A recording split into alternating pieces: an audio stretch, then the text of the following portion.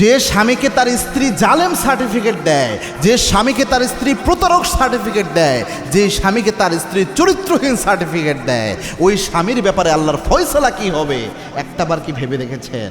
এই দুনিয়াতে আল্লাহ রাব্বুল আলামিন আপনার আব্বার কাছ থেকে কিয়ামতে কিন্তু আপনার সার্টিফিকেট নেবেন না, আপনার মায়ের কাছ থেকে নেবেন না, ভাই বোন আত্মীয় স্বজন কারো কাছে নেবেন না।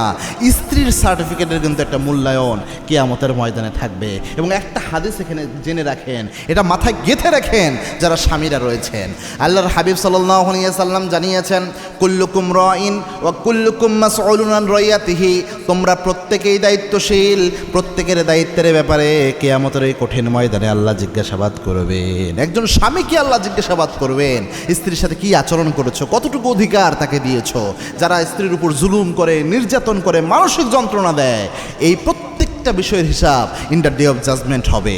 এবং আপনি মনে করিয়েন না যে আপনি স্ত্রীর সাথে যাচ্ছে তাই আচরণ করছেন আর চালাই আল্লাহর জান্নাতে চলে যাবেন। ব্যাপারটি এত ইজি হবে না ভাই।